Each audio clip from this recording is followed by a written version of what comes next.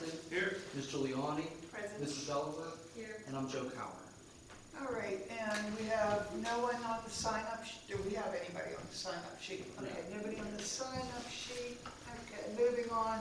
Adoptions of the minutes for February 27th.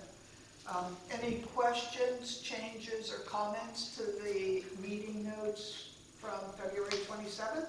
All right, I need a motion to approve minutes as submitted. So moved. I need a second. A second. All in favor say aye. Aye. Okay, the motion passes.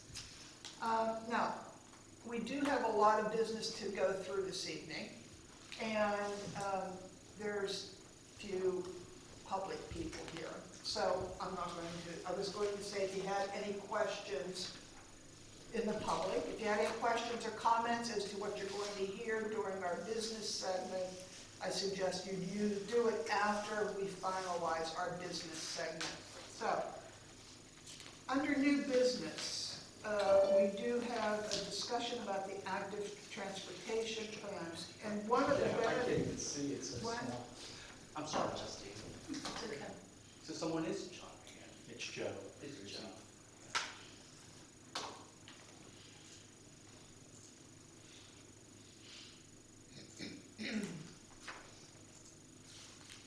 Well, while you're doing that, do you mind if I speak, Joe? Oh, please do. Okay. So, Um, I'm gonna- So this evening, we have guests from the University of Pittsburgh, and they will be talking about, they will be giving us some preliminary information about the roundabout. Now, as many of us know who have worked on the active transportation plan, the roundabout was highly recommended at the intersection of Bank. That's not. Okay, all right, so Professor Ollier has students that will be presenting this evening, so I'm not certain who's presenting. Are you all presenting? We all are. Okay, so I'd like to introduce Michaela Beardsley, Matt Mason, Emma Morian, and Nico Delgado. These are the people from the University of Pittsburgh that will be speaking about the roundabout, so that we at least get some basic knowledge of what a roundabout does and how it can happen at that intersection. And thank you again, Dr. Euler, for this opportunity. So, go ahead, whoever's up first. I think we'll all stand up here, if that's okay. Are you controlling the... Yeah, you want the mouse? Okay. I'll just scroll down. Pretty self-explanatory. We just want to start by saying thank you to everybody for allowing us to present here. It's a great opportunity for us as students to learn. And you already introduced us, but we are from the University of Pittsburgh. This is part of our senior design project. We are working on the intersection of Chartiers, Bank Street, Lesnet, and Macon. And if you want to scroll up, we would also like to thank our mentors, Mark Magalati, John Euler, who's present, and Mark as well. Dr. Svanovich, who works at the university, and our professor, John Sebastian. And our agenda for tonight is just going to be a basic layout of the scope of our project as a senior design project, what we hope to present and get through in the course of the semester, as well as the data, some of the data that we've gathered initially, and then the modeling process that we've gone through and how we're going to pick our alternative, some of our alternatives that we're going through, and then some of the challenges that we're also have been facing. All right. So, as you know, our project scope is Chartier Street, Leslie Road, Main Street, and Maggie Road. Our project scope, specifically what we're doing is kind of doing a traffic analysis, trying to determine what our main alternative is going to be. We haven't officially said yet whether we're doing a roundabout or whether we're doing a synchronized intersection. We're still kind of working through that process, but by the end of it, our goal is to have a selected alternative along with a cost estimate and also a schedule along with that too. So as you may know, our intersection here is two-way stop controlled, meaning there are 2 stop signs on it, and the other 2 streets are just free to go through it. So one thing we wanted to look at for sure is the crash data at this intersection. So I used the Pennsylvania Crash Information Tool. It's a public can kind of choose the boundaries of the intersection that you're looking at, and it'll show you the reportable crash data that's happened in whatever years you selected. So I was looking at the most recent years from 2016 to the end of 2021, and in the past 5 years, there were 15 reportable crashes at this intersection within, I believe, 200 feet of the center each direction. So some things we can learn from this data is that, well, one good thing is there were no fatalities in these years, but safety is always an important thing in design consideration, and we always want to build that up. Unshockingly, it's a little bit weird, the geometry of this intersection, right? It's a little more zigzag. It's not the traditional like 4-way plus sign. And we see that in this data too because the most common type of crash was an angle crash. So like it says, it's just a car hitting each other at an angle. It's not head-on, a rear end, hitting a fixed object, etc. So you could advance the slide. Another interesting thing about this intersection is a traditional 4-leg intersection that looks like a plus sign has more conflict points. And conflict points are basically if the intersection operates as it's supposed to, people are driving the way that they should, how many different ways they can crash into another vehicle because of crossing the intersection leg or merging through a turn. So in this traditional, there are 32 points, conflict points. In the geometry that this intersection has, which is a 4-way spaced, there are 18. So that is one factor that is working for it, but we are still considering how can we level up the safety. So one piece of data that we collected were traffic counts, and we got these from Traffic Planning and Design Incorporated here in Bridgeville. And so traffic counts, they basically take a camera, they set it out there during the morning and the after or evening peak hour of traffic, the traffic rushes, so that we can get the counts of vehicles, where they're coming from, and which way they're turning through the intersection. So we got these in 2019, meaning it's pre-COVID, so we don't have to do a lot of adjustments. Traffic's not going down because people are working from home. This is before that. Worth noting, the AM, highest hour of traffic was from 7 to 8 a.m., and that was about 1,150 vehicles in the intersection within an hour. In the evening, the peak hour was 4:45 to 5:45 p.m., and we saw about 1,500 vehicles through the intersection. So PM is a little bit heavier, and we'll talk a little bit more about that later. Okay. So through PennDOT and through national agencies, we have signal warrants, which are certain criteria that if you meet it, it means that a signal could be warranted.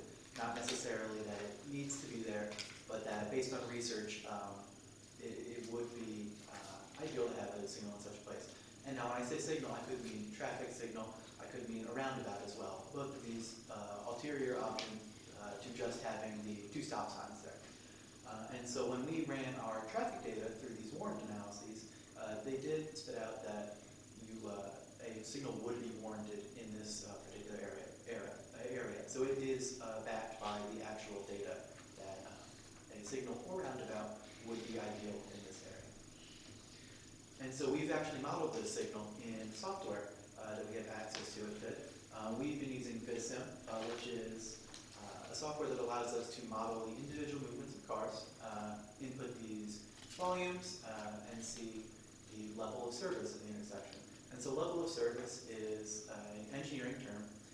It's how we assign a grade to how the intersection or area of road feels as a user of it. So it's A, B, C, D, or F, and it corresponds to things like how long you're waiting at the intersection, congestion, and how you experience it. So these models will allow us to actually go in and look at the level of service, whether it's the design we have now, or we'll be able to plug in the new designs that we have. And after we're finished these completely, we have up there the existing geometry there, and we'll continue to develop ours for future potential geometries or signal plans, and perhaps those at FIT could continue to work upon these models, given we continue to have a BISIM license. Alright, so we'll just briefly go over all of our alternative intersections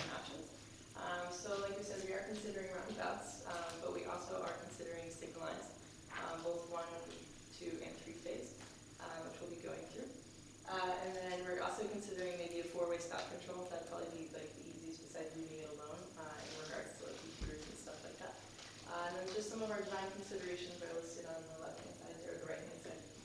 And they're going to be reduction in traffic, the project cost, the time that it takes to complete the project, pedestrian and bicycle access that we can provide to that intersection, the maintenance costs in the future, as well as overall safety and any potential environmental benefits as well.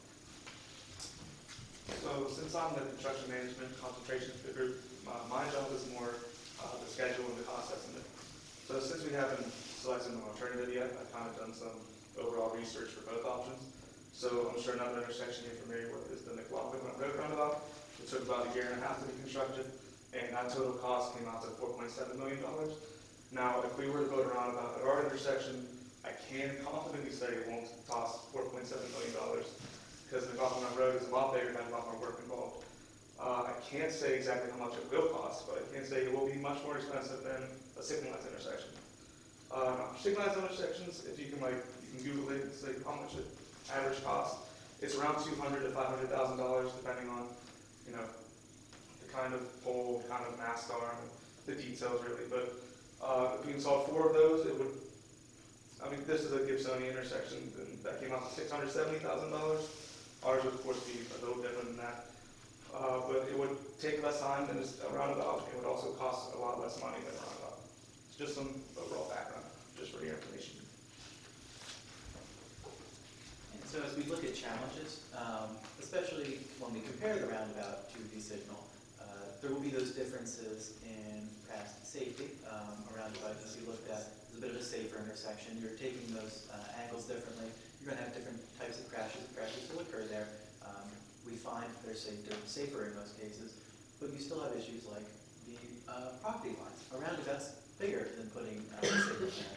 And so you would be looking at the intersection property acquisition along the right-of-way as it's not big enough for the intersection if they were to put a roundabout in.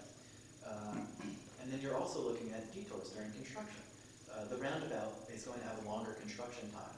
And just given the location of the roundabout, or whatever intersection design is being put there, you are going to need a quite large detour to get around it. It's not the most convenient area to redirect traffic around. So when you're looking at a construction time, that is going to also have make a difference as to the final design plan. And funding. The roundabout is a more expensive design.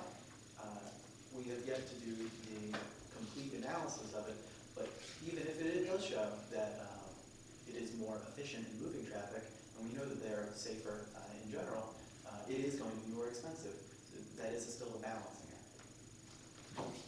As for next steps, our picture here is Michaela sitting on top of her car while she's taking traffic counts about a month ago. Our overall goal really is to recommend a final alternative to you guys and kind of take everything into account, all the details, and weigh them against each other, and come up with a finished product. Some things you're keeping in mind, of course, is cost efficiency. We don't want to spend a lot of money because, we only spend a lot of money if it's warranted, not just throwing money out there. Pedestrian and bicycle infrastructure upgrades is also a big deal because when we were out there taking our traffic counts, we didn't see a ton of people riding bikes or walking around. We think that if we did upgrade those, then this would support more people to use this, which is another goal that we have in mind. But overall, we're just trying to put out a final alternative for you guys. And then, thank you so much. Any questions? Questions? Yes, of course. When you talk about property acquisitions, when you look at the design, it's like for a roundabout, I'm assuming obviously we're talking about roundabout, do you have an idea of which piece of property would be the best to acquire? I don't know the exact parcel number, but I know that there is, if you look online for the tax parcels, there's a little bit of a curve on that intersection. It's kind of near the shoulder, and I believe Ridgefield does own that. And then there's potentially, since it has on the 3 corners, they're all, well, 2 of them are houses. Two one houses is in an Bridgeville. entrance, and then the last is the landscaping center. And so in our preliminary analysis, it was the landscaping center and its parking lot Would take the is lion's would be share. that. So, and I believe that is in technically Upper St. Clair, but it's along the lines. So where is the Upper St. Clair? Bridgeville line. It's right on the road. Yeah, it's in So- that section. If you go to the map of the That intersection. parcel is, that landscaping center is made up of both communities. Oh, really? The front parcel of that landscaping center is in Bridgeville. I thought it said parking lot. I believe that these 3 roads are technically owned by Bridgeville and Okay. that this one is Upper St. Clair. Right. So it is, Like, if you look at that landscaping center, their sign Yeah. is in Bridgeville. okay. Gotcha. Because he got his sign permit through Bridgeville. Okay. And you talk a lot about, you know, with accidents and stuff, and the safety aspect. Do you have an idea of, so one of the things that's, there's a new bridge going into Bridgeville, and when you get off the highway and you come in, it's gonna have a right turn only going up Chartiers. So you're not gonna have like a break of traffic at the bottom, you know what I'm saying? So you don't have these surges, it's gonna be continuous the whole time. You think, I mean, you feel a roundabout would be a better solution, or a lighted intersection? You don't know yet. Well, one thing we were taking into account is, if we were to do a synchronized intersection, we were debating between doing 2 phases and 3 phases. We would have northbound and southbound running at the same time, and then we were thinking either doing eastbound and westbound at the same time, or each one separate because of the weird geometry of course. Yeah. It would definitely be safer to do 3, that way, you know, eastbound and westbound don't have to worry about the other side and what they're doing. So, just another thing that we had in mind. And those increases of traffic from Chartier Street, if you were to put in a signal, for example, that could be adjusted for in that signal timing. Yep. The roundabout would also be able to handle a steady stream of cars. Yeah. But again, that's also what we have the models for, is that knowing that information, for example, we can attempt to model that more easily and have the software spit something out that's a bit more informative than what we can think of at the moment. Go ahead, please. I'm just curious, so when you evaluated that intersection, and to Mike's point, when that traffic comes up Chartiers, or when it comes down Mayview Road to make the left onto Chartiers, they don't make the left in the morning between 7 to 9, they go straight, and then they go left on Winfield. So they avoid the dog leg, and when they come home, they go on Winfield, so they avoid the dog leg and the stop, so they can get out quicker. Do you feel that the roundabout would potentially limit, Would make that a lot easier. for make that a people to lot, take- Yeah. and then it keeps it out of our residential area where, Hey, BJ, they do Chestnut Street too.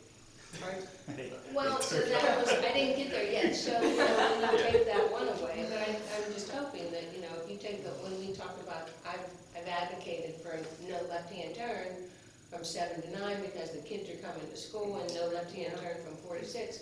But the concern is that they would just keep going down Bank Street and making lefts to get over to Chartiers. I don't know what the data shows, or, you know, what the recommendations or potentially. It's a bit easier to run this analysis on like one intersection, and then when we zoom out, it becomes a little more difficult to predict what people are going to do. But when we talk to people, people mentioned taking alternative routes just because the intersection is a little funky and it's not comfortable to use. So it is reasonable to imagine that people might adjust their habits if the intersection looks a bit different or functions a bit differently. I have a question. What? I have a question. Okay, When it's my turn. please. The traffic study that you guys did, was it just one day, Of the 2023, yeah, it was just over 1 day. over one day? Yeah. Okay. Was there anything else going on or in the surrounding area, like construction on Mayview, or Boyce Road, or Bridgeville, or McLaughlin Run that would impact traffic flow? I'm a little concerned about just having one point of data versus, traffic, when Mayview was closed, Right.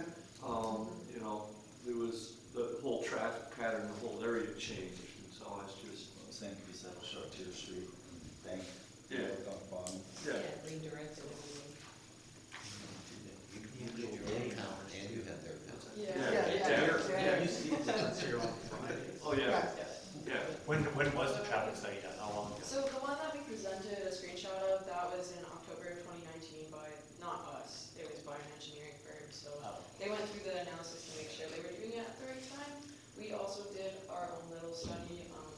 same amount of time, 4 hours, 2 hours in the morning, 2 hours in the evening. And, sorry, we did that about 2 months ago. How We do you don't compare? believe anything. They Well, the pretty counts close? that we did were less volumes. We believe that is a factor with COVID because it is after, and even in the industry, they're still trying to adjust for the volumes. Do you know what day of the week that was? It was Tuesday. Tuesday. Yeah. Tuesday. Did you see me? The day. So I had so many people wave at me. We're friendly and Hard not to wave. So on when you're system, on the statistically slower day to begin with, though. car. Sorry. So you did it on a statistically slower day to begin with. So you usually do it on a Tuesday because Monday through Tuesday, Friday, Wednesday, Thursday. Sure, you want to do that? Yeah, you usually try to do it in the middle of the week because people on Fridays and Mondays tend to be a little bit like different. Scattered, yes. Yeah, exactly. So, as compared to McLaughlin Run, if the roundabout is considered for that intersection, would it be the same size? Or is there smaller additions at roundabouts, or? So I think McLaughlin on Road Roundabout is also a 1x1, It is sort of a one lane. or one, I think it would be the same amount of lanes, it'd just Okay. be, the radius would just be a lot smaller. Okay, And I think there was also some extra other work done yeah, on the there McLaughlin was. Roundabout. Yeah. 3 culverts. Yeah. Yeah. It a whole lot going on. Right. There is some tolerance to, when you look at roundabouts, what that acceptable radius is. Yeah. And so, within our particular geometry there, it might make sense to go on the smaller side of that Right. radius, just so you get less property acquisitions. It might slow down traffic a little bit more, if that increases the efficiency of the intersection, and then that balances out. Yeah, that's the big price difference between this one and McLaughlin is basically built on top of a creek. Yeah. Right. That was my next question. Did you do scope of scale based off parcels for development of the properties? Yeah, so, I'm not 100% sure I understand the question, but I'll try to answer. Based off the parcels, in order to buy the properties, off the current values of them, what would it cost the community to do so? Yeah, so we haven't looked at that yet. We were actually talking about it on the way here. Yeah, But is that in your scope for your goals to? that's Yeah. within Yeah. our scope for the next month. It does end up being a matter of geometry, and in the scope of our project, I know that a lot of sort of the earlier parts of the semester were more of that traffic analysis, and now we're moving into the actual design, once we have that analysis done or are finishing it up. So that's something we were going to dive more into in the next week or two, hopefully. But I can't give you a good answer now. Thank you. So what's your next steps then, and our involvement in your next steps? So our next steps are to weigh our options. We just had, on Tuesday of last week, we had a guest presenter in our senior design class talking about creating decision matrices and weighing options and context in sort of this design work. So we want to finalize our models so we can have hard data to put into those decision matrices. And then ideally, we would like to come back and present to you what those actually show us. And that's going to be, at the end of the day, will be the result of student work and not perhaps the perfect cost estimate as we get from an engineer. But it might give you an estimate to what we think it would look like from a cost and effectiveness perspective. I know that being here and talking has given us a lot of good insight that we can use to work those models and decision-making better. So, When are you presenting in Upper St. Clair? And so I can go and get their, see what they say about it. No, I'm serious. Are you presenting in Upper St. Clair? We are not presenting.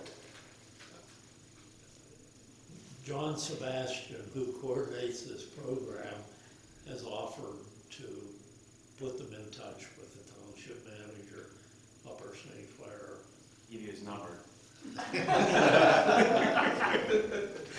But Go ahead. does Lafayette have any skin in this Hastings Mills, and no, they're I don't- not even done building, right? So, Yeah, South Fayette would have skin in the game because of Mayview, I would think, or what's it called now? Hastings. Hastings. I would say no. yeah, or the amount of Because people there there. has been traffic studies for Hastings Right. to do improvements there, and South Fayette chose not to do it and put that money to elsewhere. Right. So I think by right of them, right? But Upper St. Clair, obviously, Yeah.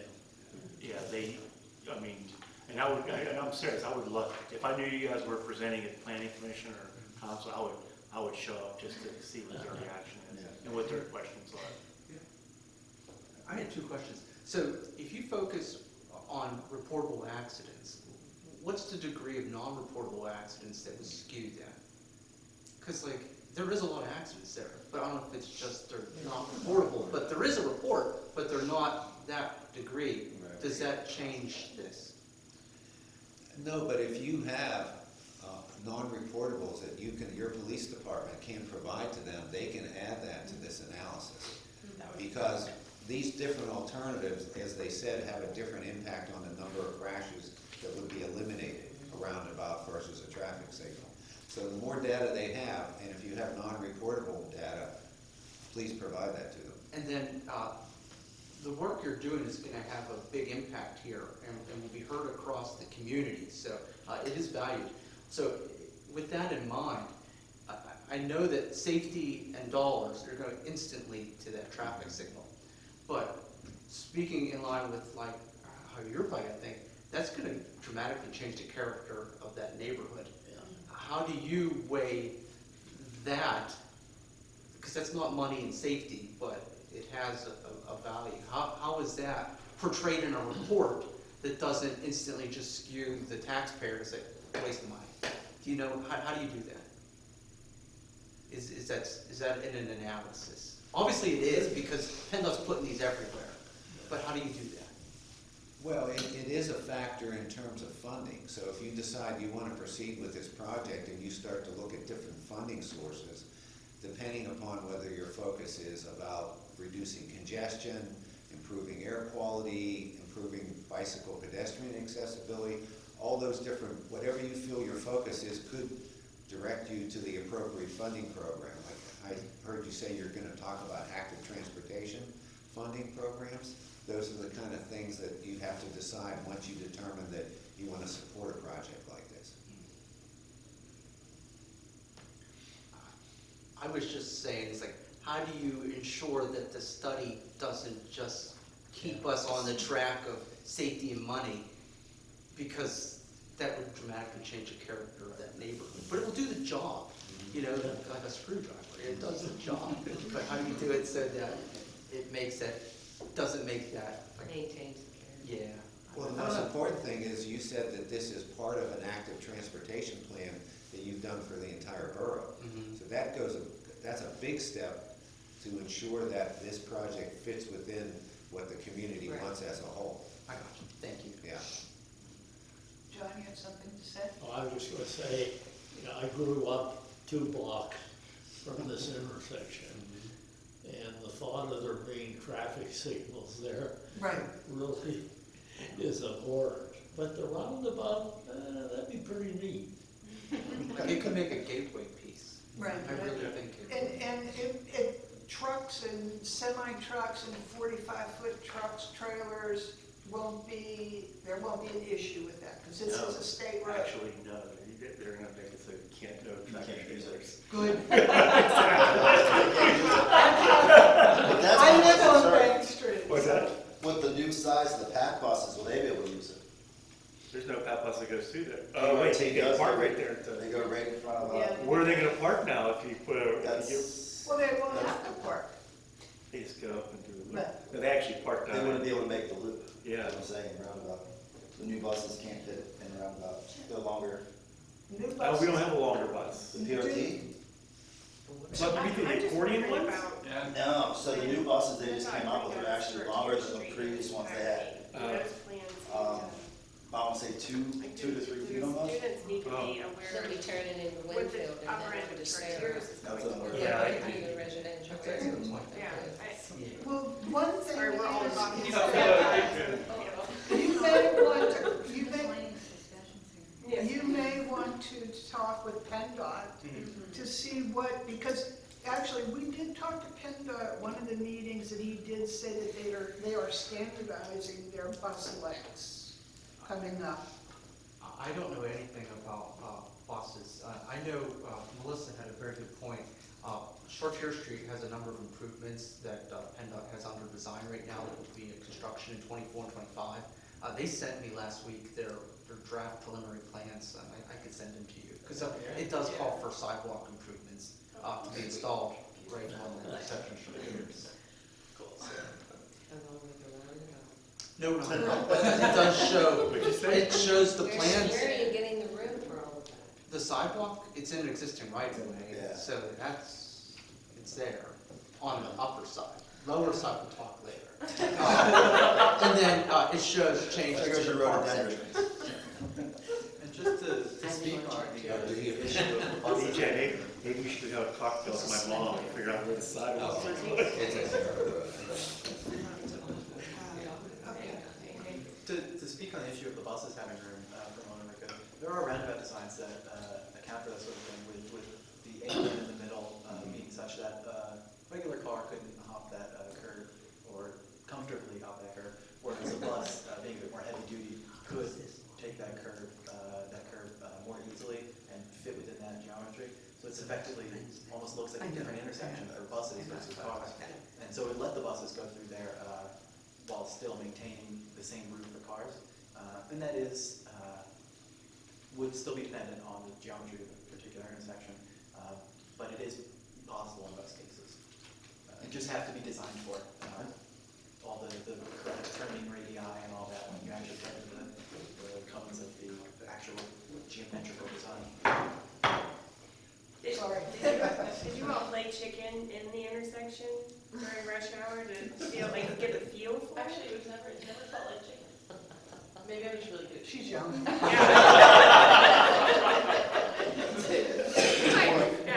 Maybe there are worse days. It was more like Could have fun. been Exactly. All right, so, now, the big question is, when would you be able to do your final presentation? So I think we're supposed to be all done by mid to late April. Yeah. April Okay. 18th, yeah. Oh, okay. Thursday, when? Our deadline is April 13th, and it's Okay. for all of our stuff to really come together. All right, And so we'd be more than happy to come back Yeah. in April to present our findings to you. Well, also, we should have a video at the end of our project Of our that we can project. share if, for example, if anyone can be here, if anyone's interested in watching our video of presenting our final findings, we'll also be sharing that with you. okay, so the next planning meeting is the 24th, is that correct? April 24th? We'll put you on the agenda, okay? And we'll let you know what the timing is. Be there or be square. And in the meantime, if any of us have any questions, I'll just get an email off to you guys. All right, and maybe we can get the police, non-reportable police department info to them. And you can talk to Pat Bus and see, It's not bad anymore. whatever, what is it? PRT. PRT. That's gonna be a hard one to swallow. So, and we'll just wait to hear from you then, okay? And you can give us our info so we can do the PowerPoint on the screen, okay? All right, great, thank you so very much. Thank you All very much. right.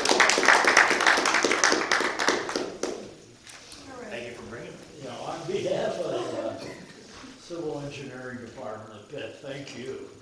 This is worthwhile, it is so valuable for these kids. Good. These students, these young people. These young adults. They're going to be doing this Right. Absolutely. a year from now, so thank you so much. Thank you.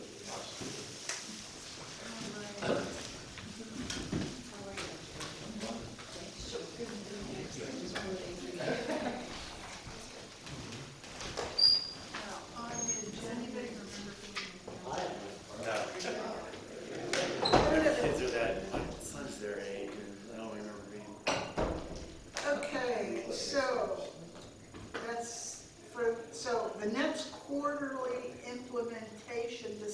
session will be scheduled for the April meeting. Okay. Okay, so we need to be up on that. So the comprehensive plan update, general project update to the community and the next steps. For the public, we did have a meeting on March 2nd for the business focus group, in which about 6 owners of the businesses attended. And we had a great discussion, and we rounded out that discussion this evening at a steering committee meeting that was held with our steering committee group. Let's see, the second thing is that the South Fayette Township Comprehensive Plan Update Review is currently out for public comment. Is anybody else, did you guys have a chance to look at it? I did not. Okay, you did? Which one? Playing artsy. South Fayette Comprehensive Plan is out for review and comment, public comment. Well, I mean, the letter that Joe sent Yeah. to him, no, I think that the letter he sent, basically, with the Bridgeville's comments, I think it speaks for, Okay. well, to what we would want. I mean, considering that everybody, one of the comments that the business focus group was multi-municipality communication and commitments, and it's like, that's the first thing I thought about. If we can get them maybe to commit or work with us on doing something like this, it would be a worthwhile effort. I saw, probably on LinkedIn, Washington County Chamber of Commerce actually hosts like breakfasts for the, each municipality leadership, the managers, whatever. Like they meet for breakfast once a month. Does anybody in our, do you guys get together? Our chamber does managers lunch once a year. Yeah. And they present it's in May. Okay. So they'll do like a roundtable discussion with the manager. Okay. The past couple of years it was virtual because of COVID, but this year it's back in person. Okay. I think it's May 17th. Yeah, it seems like they meet more frequently. I mean, I don't know if it helps or, Once a year, I mean, once a month, I know what you're maybe saying. that, or maybe quarterly would be Yeah. like a good frequency. Yeah, the one for there's not a lot of collaboration, Yeah, it's more like, tell me what's going on. Yeah, exactly. All right, so moving on to the zoning amendment proposal on placement of off-street parking paths. Everybody should have gotten the engineering group's approximation of cost per permeable and non-permeable surfaces. Any comments, any questions about that? I just want to say that I was driving yesterday, and I went by a house that had a rather large pad in front of their house, and they had to put a sign in the middle that said no turnaround. And I felt like, maybe you should have put a giant pad in front of your house where people thought it was a turnaround. That's why I asked about the, Right. removing all that big board, Right. cones and signs and. Was that here in town, Mike, or was it Yeah, someplace it's else? the pad. Okay. Yeah. Okay. So now, let me ask over here, let's talk a little bit about this permeable versus non-permeable surfaces. Does anybody have an opinion on that? Just generally speaking, I think permeable is a really good idea. Okay. I don't know that, I never, didn't even attempt to do any kind of ballpark or even visual analysis of which one was better based on how much more it cost. But just generally speaking, I would think it would be a really good idea. I mean, it seems good that there's a reasonably affordable option in the permeable, but the pavers, that seems pretty out of reach. Well, Right. it's very decorative. So when, go ahead, Paige. I just have a question about the an option to put a parking pad? If there's no, the way that we had talked about it at the last meeting was that if there was the inability to go to the backyard, then they could go for a hardship variance. Yeah. And then they would go through zoning, is that it? Through, I'll be honest with you, I didn't get a clear picture oh, of what what we the were doing. recommendation is. Okay. I put a summary together. I need to see direction, Okay, that's all. But if there was on-street parking available, you still have the option to put a pad in your front yard? well, I think that would be part of the consideration that, you know, if they went before, There's wording in there, I think we're looking to figure out how do we want to put the wording. You put it right smack in front of your house, or it has to be off to the side, like a driveway. Right on the side. The other place I'm thinking is Presley Road, you know, like to get them off the street, but Right. there's hardly any room there. Right. Down in McLaughlin, you have situations like that too. Yeah. There's a number of places that are And like so that. then what's the difference, you know, semi-permeable and permeable, what does that look like in somebody's front yard? I mean, well, it's not what's it look like, it's what it's absorbing the right, water. right. But- So, I mean, hey, we have enough water as is. I mean, will a 100 square foot pad make a difference? Yeah. You know, I don't think you On should. McLaughlin, well, so, I mean, some people put those brick patio type thing, you know, like your Yeah, mother's, you know, you have the, Yeah. it looks Ours nice. isn't permeable, Yeah, it's, it's permeable, I don't know. when you put cinders in, Yeah. yeah. and I don't think you should, I mean, if you're gonna tell somebody, if somebody's gonna ask if they can put a pad in, and you're gonna tell them, you have to have permeable. I mean, you don't want stone, I guess, but I mean, if you wanna put a concrete pad for a car, I don't think you can tell them no. If they're, I don't know. depending on the size. I don't know, I'm just curious, okay, I didn't know. If you're gonna sit there and allow somebody to put a pad for their car, I don't think you can tell them, I don't think you should tell them you can't make it out of concrete. Why not? why not? Oh, Ben, Curb appeal, why What? not? curb appeal. Yeah, I mean, well. They want something that looks nice. Yeah, I mean, you If want it to. went permeable, So then what you'll get is, they'll go get, you know, some number 2 limestone and throw it in there, and you have a gravel, you have just a gravel. Okay, well, wait a minute, we're not, we are not, I am not talking, I don't know about Justine, but I'm not talking about something that is just gravel. Are we not talking about like the paving kinds of materials that are permeable but still present a, So. And That's what I'm asking, what So type of pervious, material? pervious pavers are the most expensive thing on there. yeah? Then you have permeable pavement, which is different, so now I guess you have to.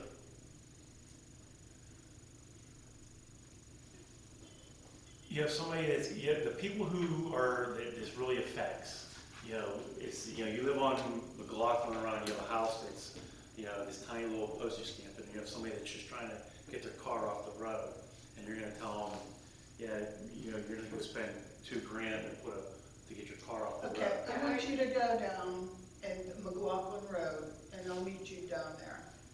And I'll show you what I'm trying to Okay. prevent, All right, okay? I got you. I know exactly what she's talking about. My concern is, if we're putting, like, McLaughlin's a valley, you know, there's no two ways about it. McLaughlin's a what? It's a valley, so if we're putting concrete on every person's parking lot or driveway, all that's doing is just creating more watershed effect to make flooding worse in the law. I mean, That's So- fine, that's fine. At some point in time, you have to draw the line in the sand or the concrete, as the case may be. Concrete is, I think, generally understood to be a really not good thing for urban environments or suburban environments when you have any kind of issue relative to runoff, rainfall, anything. I get that. This is not good. So at what time do we raise our hands and say, this is not good, guys? What does the permeable bituminous pavement look like? Does it look like asphalt? Like, does it look exactly like asphalt?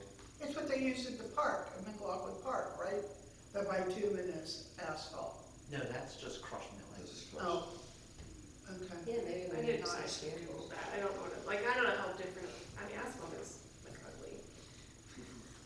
So then are you gonna, will that affect people putting driveways in? You have to use permeable or semi-permeable, because I put concrete in and there wasn't any limitations to that. Correct. All right, now, I guess the question is that, do we want to continue that road? Case by case.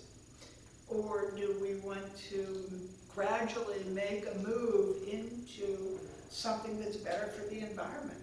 I mean, I don't know, it's not up to me, it's up to us. Yeah, I know. So, I'm just, What you could do, if you wanted to go that, like to meet in the middle, like, Yeah. this is, I don't wanna be part of your decision making, but if you wanted to meet in the middle, you could say, Bitsy may remember this, when you build here, you go over a certain threshold, so you have to do a number of like stormwater work, so she had to put in a pit and stuff. yeah. A pad wouldn't be equal to the requirement to do what you do when you build a house. Right. You could say, I have to do one sustainability thing, like, I need a rain garden, Yeah. I need a rain barrel, or something. Yeah. And that could be a way that So you don't get to the degree of a homeowners association, but you still meet the sustainability goal you're trying to achieve. That's fine. Like, that would be, I think, so, That might be, and that a might thought, be an just a option. thought. But I think you would need to try to put numbers to those options, because ultimately permeable, because some of these concrete pads, we walked by one today when we were taking a walk, and the sucker's bigger than the frickin' house. Well, that's what I'm talking about. Excuse me, okay, That's what I'm talking That's what we're all about. talking That's why this is part of this whole thing. yeah, but what I'm saying is that the concrete, and it's concrete. Yeah. And Inches. And it has 17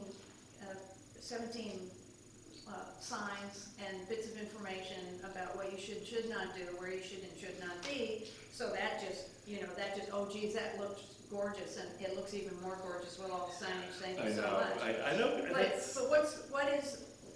What are you doing? What are you doing? What are you trying to accomplish? If all you're trying to accomplish is it's hard to get into your garage, or you can't put a car in your garage anymore? I thought what we were trying to do was to limit people from putting a monstrosity parking pad in front of their whole house. You know, hey, you want to get a car off the street, you want to put a little pad that fits your car off the side of your house, and you have nowhere else to put it, we can help, you can do that. I thought we were trying to get away from somebody that's like, you know what, I don't like people parking in front of my house, so I'm just gonna make the whole front yard. I'm gonna say yes, but, yes, and, maybe. Okay, That's what okay, that's for fine. me, Yeah, it was I- a yes and and thing, and we- I thought the last time we talked, I thought Justine was going down that road, which my personal opinion was that is exactly the road Right. we need to be going down, Okay. because that's why she asked for these alternatives. Yeah. And it may be expensive, and maybe the thing we need to do is look at like, where are places where you could apply for a grant to help you put that thing down there? Is there any place that we know of where we can get that, the guys that make that stuff? I mean, a little homework might help make that not look quite so ugly cost-wise. Not loans, Yeah, but no one wants a loan. right, exactly. No, loans, I'm not thinking about loans, but it's just, I'm just feeling like maybe it's because I'm getting older. At some point in time, you just have to draw that line in the sand, you can't just Well, it's keep like- extending. No, I Make it understand. smaller, don't make it as big, but still concrete, make it Right. smaller, but still concrete. It's like the, people, you have to go buy an electric car because it's better for the environment. Well, it's an expensive car, and a lot of people can't afford to go out and buy an electric car because it's so expensive. So, they can't go buy a used car for $15,000 because they have to go to work.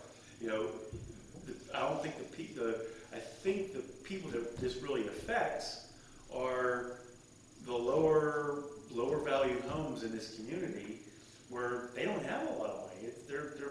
It's a small little 1-bedroom, 2-bedroom house. Do we have any data on this at all in terms of who's applied for these and? I'm just not, I don't know, that's the other thing too, the people who have, like I said, I I believe what the impetus of starting this is because somebody went and put a giant pad in front of their house. But then we started talking about, well, what if somebody does need a pad like this, like on McLaughlin and, you know, Presley Road, where, you know, they don't have anywhere else to go. Yeah, Presley's a whole different can. Exactly, but But there's a lot of examples around town that are like that. you know, I'm not worried about, What, you know, like Presley? That they don't have the traffic, but their house is house, and there's no place, there's no backyard to it, so what do? Where besides, what other street in Bridgeville is like Presley, seriously, where there's like zero, the hillside doesn't Mill even Street, exist? Mill Street. Where's Anything Mill that backs up to the railroad tracks. yeah. St. Clair. But and so, you know, we put these rules in, so somebody, you know, you or me go and wanna do this, yeah, okay, I'll put it in, because I can, you know, we can afford it. But, you know, if somebody else wants to do it, they're like, I gotta get what? I gotta get what kind of, what are you talking about? They're like, permeable, what the hell is, you know, wearing, but, I mean, I'm just playing devil's advocate, you know? Okay, well, I think, I'm not playing devil's advocate, I guess, so much as I'm saying, at what point in time do we say that we need to move forward in this community with things like permeable, life-sustaining, helpful for the environment stuff? When do we say that, when we say concrete is not Okay, the let's, solution? then the pads down on Ball Street, deal with empty lots, right? And every parking lot that we put in has to have permanent parking now, right? Yeah, Do we have that in the books? not yet. Then make that change. Because we can't tell other people to do it Right. if we don't I have never- it. You're absolutely right. You know? We should not be the lagging indicator, Right. we should be the leading indicator. Right. Is there an opportunity to set up a size variance? Say, hey, your zone have one car lane, not two by two. If you exceed this limit, it now has to be a different criteria. That way we say, hey, yeah, we understand the need for a one-car home to have a spot that's concrete. But beyond that, you know, now you're exceeding limitations. Now, I understand most homes are two-car homes, but there's still on-street parking that's available to them. All right, I know some of the wording and some of the, that Joe pulled from other communities, Yeah. they did have that, like, a certain percentage and stuff like that. So there is verbiages in the ones that we were looking at on the size of the lot compared to the, or size of the pad compared to the lot. all right, well, I think we should continue this discussion That's why they pay you the big bucks, Jason. next month. Do you mind? You don't mind if we I don't continue mind. this discussion next month? No, Days getting long. yeah. I think it just started as like, you want these in front yards and this thing. It's Exactly, It became, yes, and it became Frosty the Snowman, like it's. So, you know, let me, Mike, I'm not going to say, I thank you for bringing me back around, all right? But when I thought about permeable versus concrete or impermeable, it was like, while we're doing Gotcha, I this, gotcha. let's see whether or not we cannot figure out a way to do a cost-effective solution that will work. That's the reason why I asked for the prices. I mean, and there is one, So, right? I mean, one of them is Yeah, I mean, the pavement. The most cost effective is stone. yeah, It's ugly. it's just ugly. Exactly. Exactly, that's the Yeah. thing, you sit there It and becomes you weeds and you And get. it Right, gets, and it right. gets everywhere. But that's, you can't get a better ad. Yeah. It's like, it's kind of. okay, Gage, what? I was just curious, can you provide a visual, the difference between the what I'll this see. products look like? I was just, Yeah, we'll see. and you have an idea what's Yeah. about. Okay, I better get my driveway done before we do this.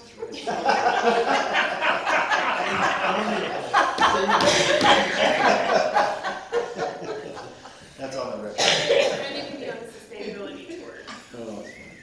So, do we want to talk about the language at all, or? Yeah, let's briefly talk about the language, because I mean, reading, and I apologize that I did not, I glanced glanced at this, but I didn't really,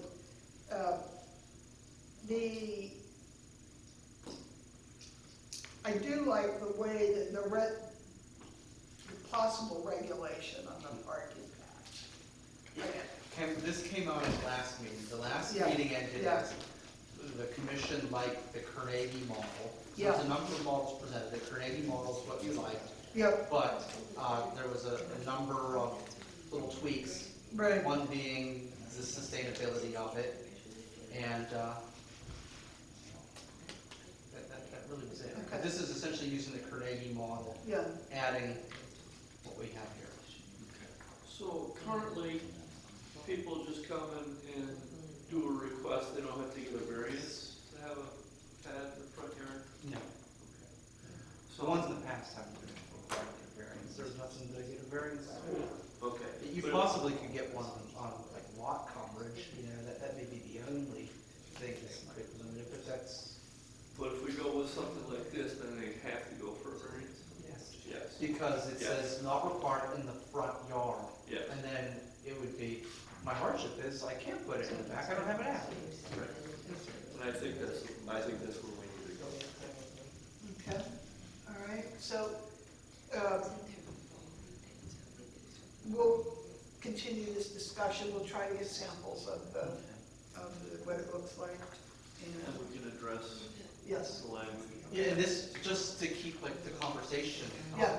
on track, this was what came out of your meeting. Right, right. Yeah. Because I thought it looked like we're covered for the signs and things under Under this the- language that you provided here, like at 1202. Yes, that's your current sign regulations. It's just, we walk a fine line. We do have regulations, but we are in a community, not a homeowners association. So you don't want to become Gestapo, but you want to be fair, uniform, and consistent. Like, we don't go around and every time, Mrs. Smith puts out slow kids sign, you have to treat that the same. So if you tell Judy she got to take down that driveway sign, Charlie got to take down that kid sign. So you just don't, I walk. Yeah, I think that we would all feel less strongly about it if they parked cars in that path. Like, it would bother me less. They actually use it. If they used it, it would bother me less, yeah. Like, I wouldn't care. okay. Okay, all right, so moving on to, spring litter cleanup event. Yes. Melissa. Yes. So we are registered for Earth Day cleanup on Earth Day, so Saturday, April 22nd, on both the Keep PA Beautiful, thank you, Joe, Well, wait a minute, when you say we are, Bridgeville, Borough. I thought you meant. Oh, the borough certainly hopes that we Strongly can all make suggested. it out that day. Oh, we will, I just was thinking, wait a minute, we're all going like as a group, seriously? So the borough is registered on the keeppabeautiful.org site and the earthday.org site as a cleanup event, starting at 9 a.m. Saturday the 22nd. Joe has ordered supplies from the Commonwealth, right? Correct. Yeah, so gloves, vests, and bags that will be available for pickup. So Joe, and then I had sent Joe, I feel like I'm jumping around, but I sent Joe some suggested text to use on the borough website to post about the cleanup, and then to use like for Facebook and for the text messaging, linking back to the borough site. And then in there, we're suggesting that if people want to meet at 9 a.m. at the borough building, we can do a group photo. Oh, And then okay, use that for good. later social media, just Yeah, some, okay. marketing. And then if people want to submit photos of their individual cleanups after they get out and they're doing stuff. Yeah. Okay, Oh, when yeah, you say, yeah, when you before say and after. we meet at 9 a.m., we, this commission? I would say we, whoever wants to come to our letter. Right, Yeah. So anybody who's getting that. At the borough building. So, and we'll announce this. Yeah, and that'll be on the social media, so if people want to come and do a photo, great. And then I had some suggested spots for pickup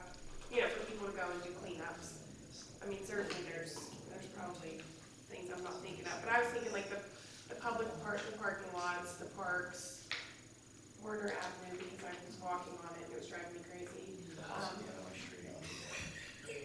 I mean, we can put that on the, borough website, right? Yeah, that'll be good. Oh. Yeah. No, I know, yeah. Yeah, that's a whole other situation. But just some suggestions on where people could go to do some cleanup, and then just of course around their own neighborhood. So you were not having people sign up or groups sign up for areas?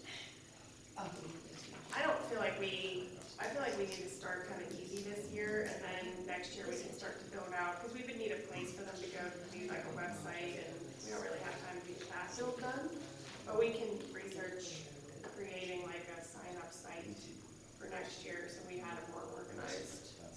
Or maybe when we get together at 9 o'clock, Yeah, we can people see. can say where they're gonna go. So Yeah. we'll have, 400 people going. To Triangle Park and nobody going Right. anywhere else, yeah. Yeah. Yeah, I think we could do that with the group that does assemble for the photo.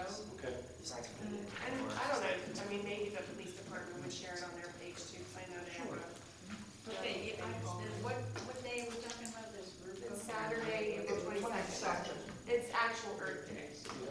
And Bridgeville will be doing a proclamation. Yes. So, This It's meeting at 9 o'clock at this joint right here?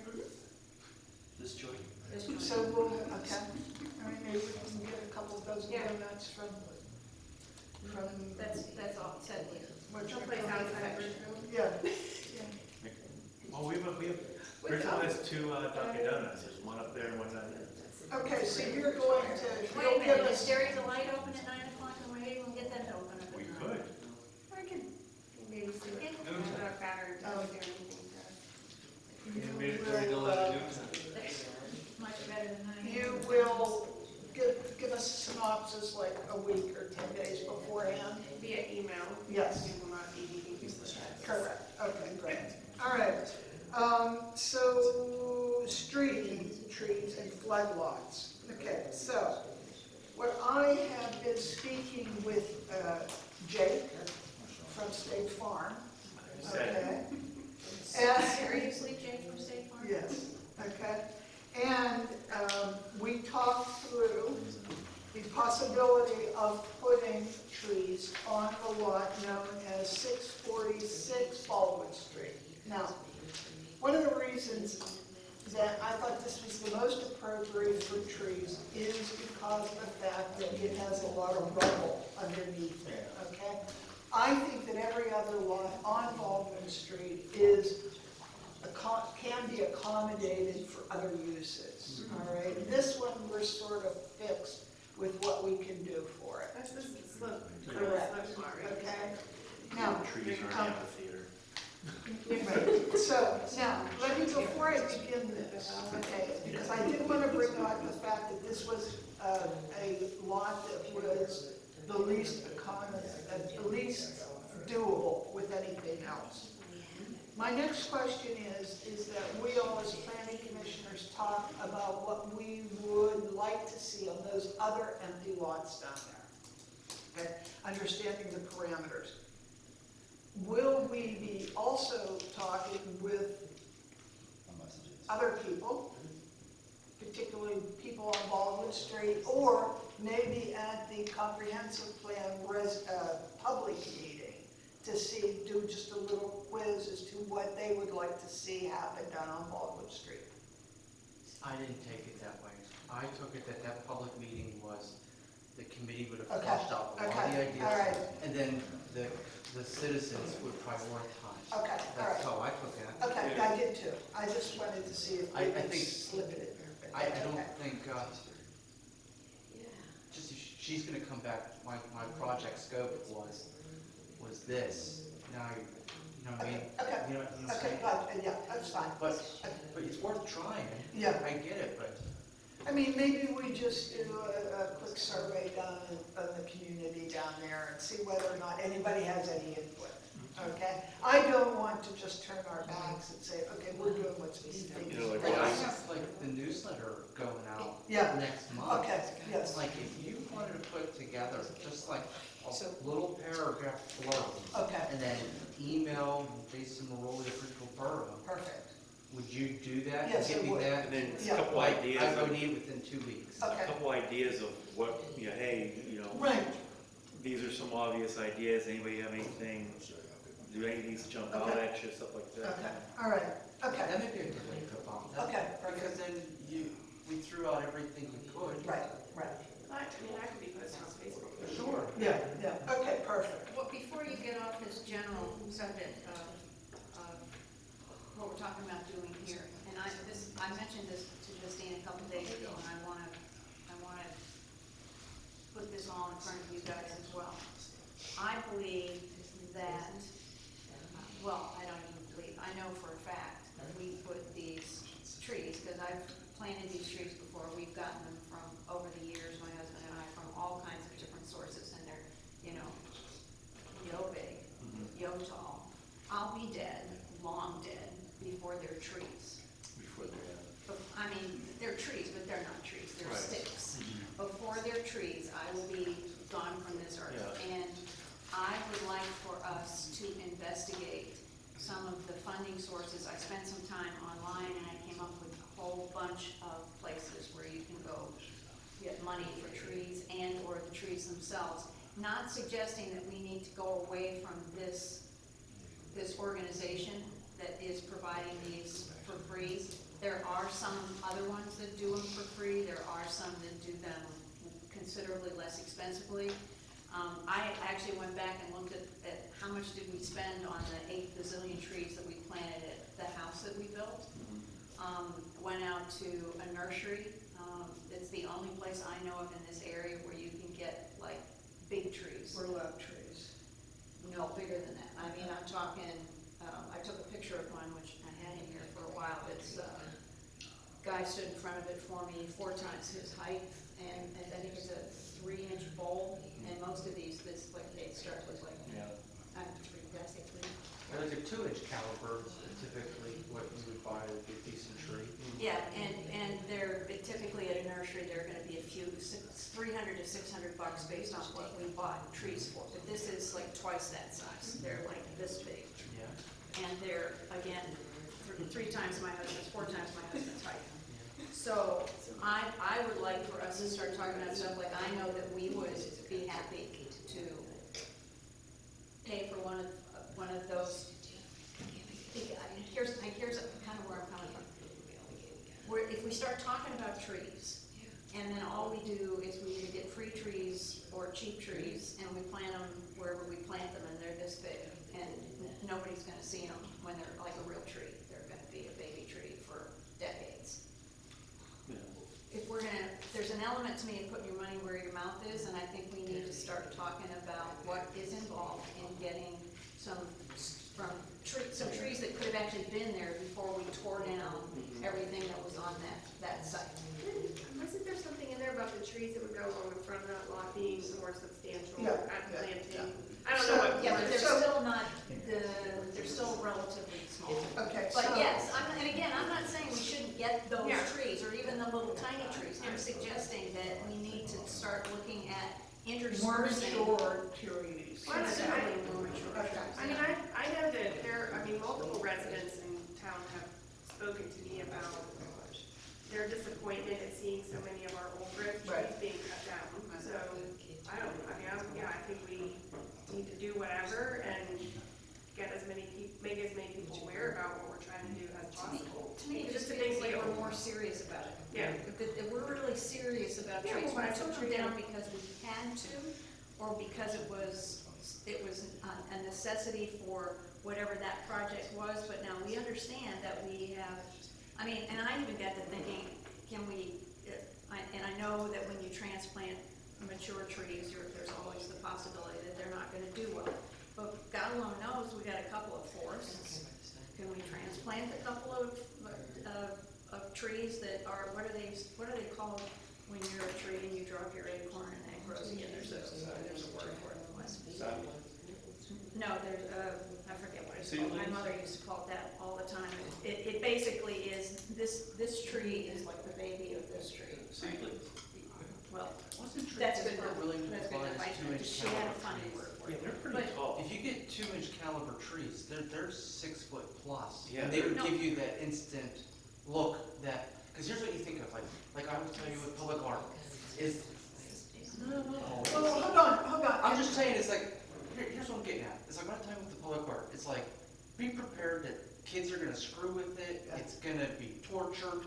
And the thing is, that's how you have to think of the stuff going in parks and public trees. You need to get them healthy, otherwise, a little kid walking down the street is just gonna break it. Right. So if you go out at a minimum of 2-inch, you're not gonna break it. Right. And I think that's what they were proposing. No, you know what, I don't even know, all I know is that he said they're not burlap bags. They're in containers, all right? So they could be 4 or 5 feet And tall. that's what she's probably like about those ones, and they can say that. Okay, but anyway, and we will always, I think, always should keep in mind more substantial trees to that particular lot, all right? But let's just get Okay, through. here's my husband standing in one of the trees I'm talking about. $800, Okay, okay? yeah. I would like for us to try and plant a few trees. Well, I mean, I think we have, we've lost a lot of big trees even at the parks. And over the last I'm few not years, saying so we $800 probably need to be pitch thinking box, about. I'm just saying, Okay, so Yes. duly noted, thank you. okay? Does that mean So nothing's let's gonna get happen through- during notice? Duly noted, next, we'll continue this discussion in the future. Okay, if I go buy Then a what are tree, you would you doing? plant it Huh? somewhere for me? But then what are you doing? Are you making that recommendation No. that we do this lot? Yes, I'm trying to finish with this lot. I thought you were going to continue this conversation. No, that conversation of bigger trees. Oh, okay. I What got I'm going to do is explain how this came about, this particular lot, okay? Anyway, so Tree Pittsburgh did say that they will provide us with 10 to 15 trees that are native to Pennsylvania and that will also take the soil underneath that piece of property, okay? They're about as big as my hand. Anyway, they will also provide 2 larger trees for up front, closer to the sidewalk, that are actually donated from the Pittsburgh Penguins. I guess every time they make a pop, they donate money to Tree Pittsburgh, okay? So our responsibility sometime in the fall would be to go out there and, with Tree Pittsburgh and volunteer to dig the holes for the trees, all right? And then the trees will be placed under the supervision of Tree Pittsburgh. So that's where it's Okay, going so to be. I have another question, can I ask another question? Yeah. There are other organizations that also give away free trees? Yep. If we can find a good deal with another, is that okay, or do you want to just stick with just this one? I think let's let Tree Pittsburgh finish this project, Okay, and then we'll work on other things for this project. okay. Okay? So, I mean, personally, I would not want to insult Tree Pittsburgh by somebody else coming in and saying, I wouldn't want to insult them either. I would Okay. hope that I wouldn't be, or none of us would be. Anyway, so they will have deer cages around them so that they'll be protected.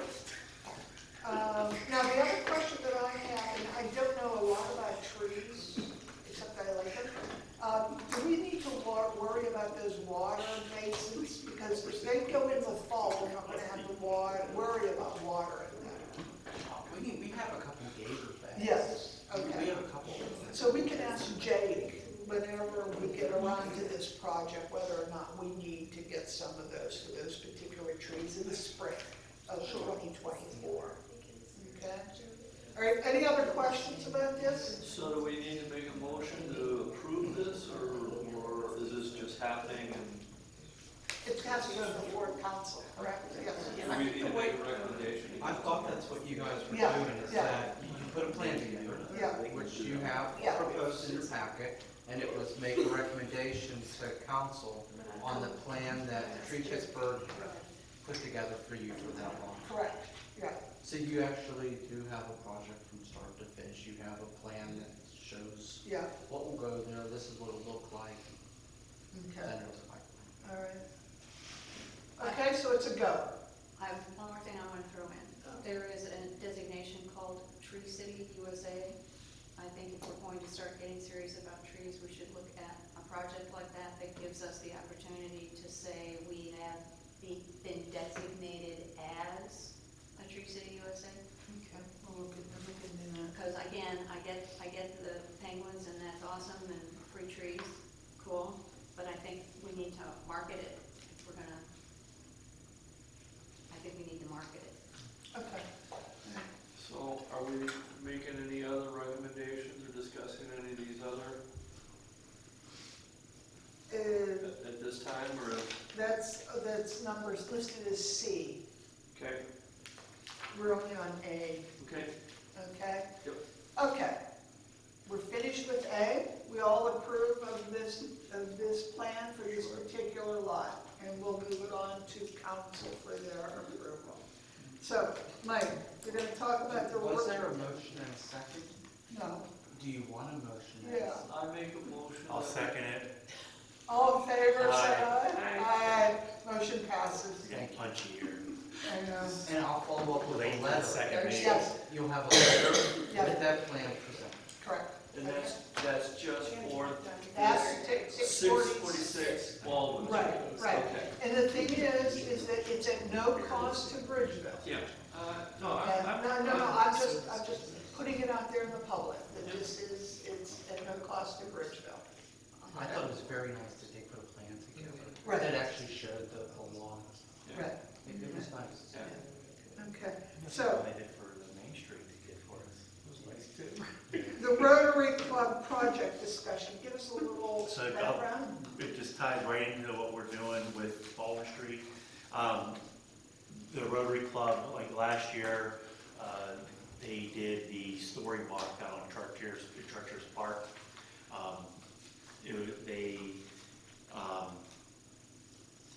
Rotary Club's allowed to get a grant through the national organization, and if we donate, if Rotary Club donates $2,000, they will match it to $2,000. They'll match $2,000 up to $10,000. So if we had a project, say, we're looking at doing community gardens or whatever we want to do on Baldwin Street, these empty lots, because we're looking for a community project to sponsor again, just like we did the story walk last year. So talking about the different things we want to do down on Baldwin Street, if there's a nice project like a parklet or something, they would sponsor the project, and depending on how much, like for example, Rural Pittsburgh does community gardens and they do some micro grants. Say they had an extra $2,000 that they could commit to a project like a community garden. Rotary Club give another $2,000, and then National would give them would be $8,000.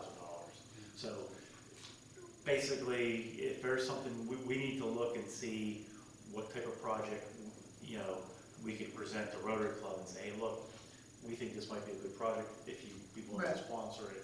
And they submit the grant in July, so we have some runway to figure out what we want to do.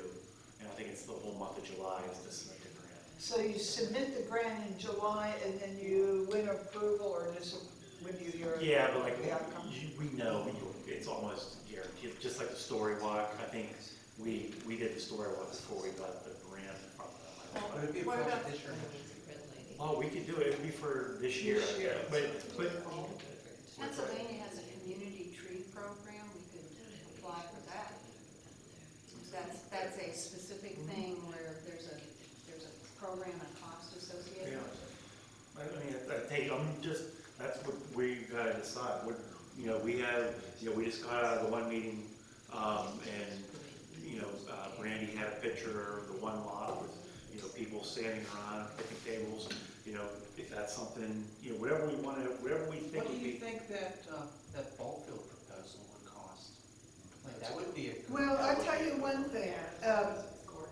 So even the seeds, all right, I did look it up. 1 pound of seeds for a meadow, 1 pound is $175. Okay. All right, now, so I'm guessing that it's not gonna take much for those seeds But to. you got the pathway. Why don't we, the pathways are just mowed. Right. Why don't we, Brandy was willing to put together a cost proposal for that, to show this, Okay. what do you like, sycamore trees or something? Yeah. Yeah, To yeah. say, what it would cost for the sycamore tree, because let's just say she came back and it was I mean, is affordable. it, If you put Rotary money, right, there's other little players together, that's a gold mine, That would be a good project. and everyone would jump on it. Yeah. right. Because the Baldwin Tree lots, like, even me, I'm sitting here in captain's chair, I couldn't even tell you what we're gonna do. I know, yeah. Down there, she sold me. Right. Now, Yeah, I'm not and a I- decision maker. When we were at the last Rotary meeting, I didn't see that, I mean, And how cool would it be? It all lines up. So your thing's due in July.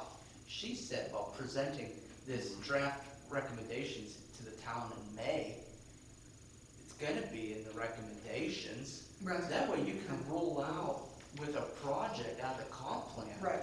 From the start. Mm-hmm. And then Good idea. your Rotary's on board, you know, the local Rotary, the borough would put money into that. And then you get these other tree folks. I think I'd put my eggs in that basket. yeah. I don't know. Okay, no, that's a great idea. Why don't we get, see what Brandy says that costs? Yeah. Yeah, okay.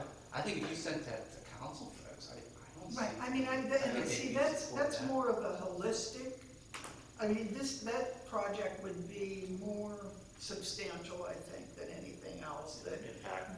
Very impactful, right, right. Because that does a couple things. It builds like a place in a park, so that you have like a recreational element, and it has an aesthetic, it creates a gateway to the town. And then it makes a sustainability thing because it's just not putting people up. Right. So it like, it's a And- neat thing. Yeah, I think that'd be a nice thing. And who wouldn't, if you did have to, like the story block where you had to get volunteers, you could easily get people to come down and do that. If you said, hey, I want your help to come clean up this Baldwin Street lot, you're gonna get people, Yeah. but not the amount of people you get for that. Right.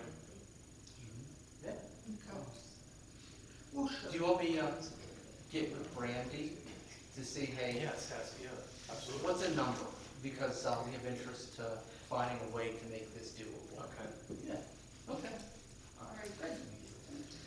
What were you saying, it was gateway, sustainability, Recreation. or recreation? Yeah. And then you have to go back and sell that to the Rotary members. I think it's something they all get excited about. Yeah, they would be. Especially you have a picture already. Yeah. Right. You go to Well, your that's meeting, why you I go am. on Thursday with that picture. Yeah.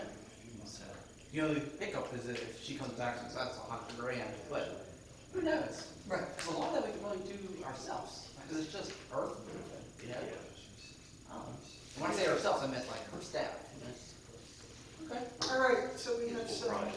It would be a good one. Yeah, that'd be really good.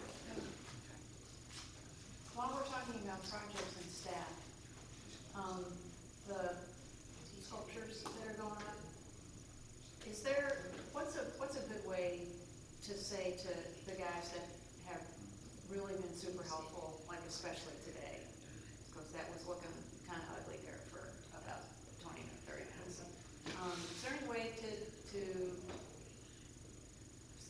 Is there any way to do that without, I mean, I don't wanna get into something where it's just that's their job, they did their job, you know, as opposed to, that's kind of an added pepper because it's not your normal job. Send them lunch. Lunch, okay. all right, That goes over well. so No, it happens. It does. All right. make them cookies.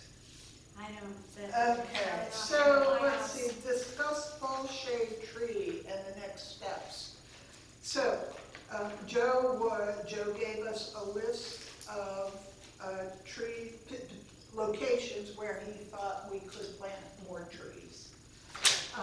One of the things that we do need to get Jake from the Tree Pittsburgh here, and at that time, after we get the approval from council, which I hope we get, I'll call Jake, we'll arrange a meeting with him, and we can discuss. Yeah, I apologize. Just going back, Do you think, just to keep this as an agenda item, going back to that road Yeah. thing, I just want to keep on top.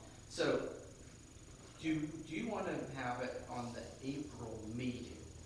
Maybe an agenda item, comp plan discussion, and then put it out there, that McLaughlin Run project. And then when we come back at that meeting, we already have a concept laid out. We should have a cost. And then April meeting, planning commission can make a recommendation to Because I want to talk to Brandy, get a picture of it. consider that's done. We see we have 2 pictures. Yeah, and then, I mean, I'm gonna take that, I'm gonna get it and present that to the next Rotary meeting. Yeah. Say, hey, look, we're gonna get some costs for this, Mhm. but this is what we're thinking, get them, Yeah. start to get them excited, and then we can go back and. And then we come back at our April meeting here, and then when Justine does like just the monthly update on the comp plan project, it could be, hey, we have an opportunity to advance funding for this project. Is there a recommendation that this be implemented ahead of the comp plan? So it doesn't look like this thing just came out of the sky. You know what I mean? Then it shows that this was flushed through the planning commission, how we want the comp plan to be implemented.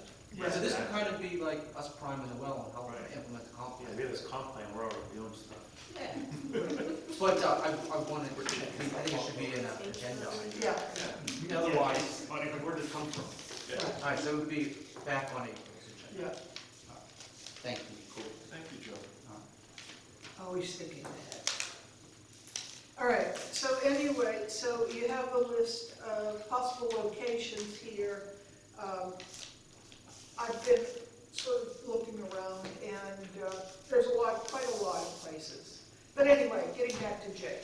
When Jake comes into town, I'd like to at least pick his brain as to who we could discuss this situation within Tree Pittsburgh, because I think they're sort of, everybody has their own job there. So we'll get that information out of Jake, and then we can, I think if we're intending to do anything before fall, before this year, before the end of fall this year, we can get maybe some of these trees in and get some funding. Sure, and then, like I said before, we did put money in the Right. borough's general fund budget to purchase some trees to start planting public trees. Yeah. And that could be in like larger right-of-way areas we Right. take care of, Right. parks, Yeah. like lots. So we don't have to wait for a grant for these. I mean, Right. we could buy, a Okay. decent couple quality trees. Okay. And we're hoping to do it in the fall. And, Okay. I don't anticipate, it'd be nice to have volunteers, but I don't want some guy coming to dig a ditch, Right. We'll do all that. Right. Yeah.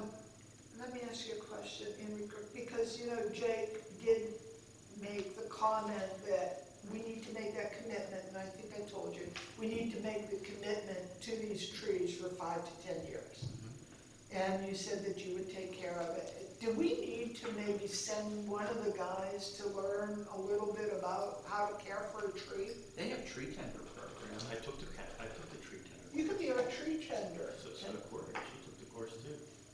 I had a whole pack and everything. I pruned my I mean, tree. I don't think it would be a detriment No, to them. it would be good, definitely. Okay? Yep. Okay. All right. Maybe when you ask him when the next, Okay. are they back to doing like in-person I classes? don't know. Just ask, because if there are, it's worth sending. Yeah, Okay. Absolutely. Okay. Get a t-shirt and everything. Okay. Dale, you had comments about? Well, I the just, trees? on this list, it's like Sarah and Ford Street Island. Yes. Are we putting a tree in there? I think it's a good opportunity for a tree. Okay. My only concern is sightlines at that intersection. The only reason I said it is there was one that was taken out. So there was 2, right now just 1. If you get the right tree, you get one that has a higher. Just have to prove it. Yeah. It's just that 3 or 4 years when it's still growing. I mean, that's an odd intersection. If you're coming up, what is it, Forbes that runs? Coolidge. Coolidge. Where's Sarah? Sarah Coolidge. And Forbes. It's at the top of Coolidge. Yeah. Forbes goes Okay, across. yeah, so I'm thinking about the right section when you come up to it to try and look. Well, then maybe we just need to make a recommendation that we make sure that we get the information that we need from a person that can pick trees as to what tree would be the best one there. Yeah. Okay? Yeah, I'm just concerned about sightlines instead of putting trees too close to intersections. We need the experts. Yep. Okay. Anything else? So that south end, that would be like in front of Rite Aid parking lot, is that? Yeah, we had a community member who was interested, who said that this could have been done, and he had approval from those property owners. And I asked the chairman to have that person get it taken care of, because if that's so, I think it's a great idea that we could run. Yes. But I think it's a good idea. I agree.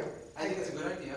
He said that we have approvals in place, let's run with it. Okay. I think it would be good. Okay. Do we actually have approvals in place? I don't know, he said he did. I will find out. I think it'd be nice. Okay. Put that on my list of things to do. Okay.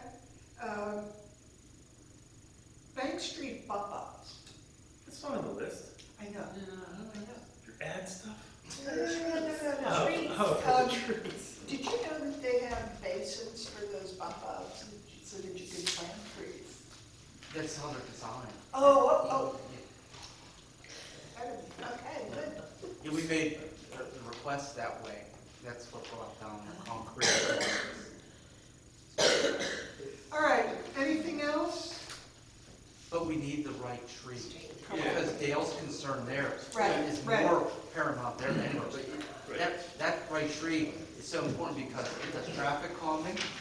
That's what, and then it does a gateway feel. Right. It makes Right. it narrow, and then it would add character to those intersections. That's their whole motto for So- Tree Pittsburgh, so right you tree, need- right place. You definitely need the right tree. So if we cannot get somebody like from Tree Pittsburgh or Tree USA or whatever, can we hire an arbor as somebody to give us recommendations? There's all these Pittsburgh nonprofits. Okay. Yeah, there's so many Okay. out there coming out of the woodwork. You Okay. shouldn't have to get done. Okay, all right. I think you'll get someone to tell us what they think over giving us a product or money. Everyone wants to tell us what they think. We usually don't lie, you know? Come on. All right, and then last but not least is rental property inspection programs. I think we should table it. But do you think you could ask the Tree Pittsburgh folks, because at a minimum, if they can't give us the tree at a decent caliber, Yeah. can they give us the recommendation? Yes, okay. Yes. Fruit trees. Apple trees. Yeah. We so had those apples deer, are- I heard there was a herd of deer on Baldwin Street last week, like 7 or 8. Yeah, they were in our house too. Yeah, they run up there, they go from Baldwin, it goes behind your house, and they'll cut to Greenwood Place. Like our house. Okay, all right. Because we got a bunch of trees there. I don't know. So That's on anyway, before Thanksgiving. we get out of here, Race cars are probably gone. is everybody willing to show the rental discussion until next month? Right now? Well, there's nothing left. You have a problem with that? Yeah, I have a problem. Yeah, it's almost 9 o'clock. I already put my stuff away. Oh, okay, all right. Okay, I need a An motion. April meeting may be, your April meeting is lined up to be identical to this meeting, so are you sure you don't want that for April? Yeah, Okay. yes. Okay, so the next meeting is April 24th. All right, I need a motion. I have a motion. I need a second. Second. All in favor, say aye.